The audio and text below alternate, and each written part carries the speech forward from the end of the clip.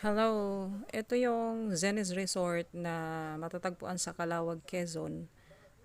Ito yung malapit sa lugar namin, sa farm ng tatay ko. At maganda po mag-swimming dito kasi overlooking siya. Bali, daanan din naman siya ng mga sasakyan papuntang Bicol, tapos papuntang Manila. So, meron ditong seafood restaurant.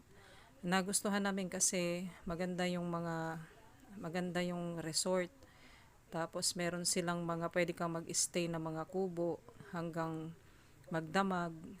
Yung iba 1 to 5 depende. Tapos maganda siya, malamig. Malamig sa lugar na to sa Calawag, Quezon.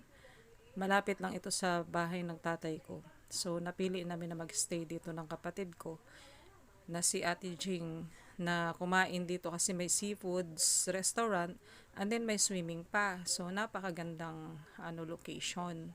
Actually galing ako ng Pampanga. So umuwi ako sa amin at dito namin napili na magbanding ng kapatid ko na alam mo na makapag-swimming at makapag-video okay. So maganda po talaga yung mga kubo nila. Napaka presko po. Try nyo po na pumunta dito.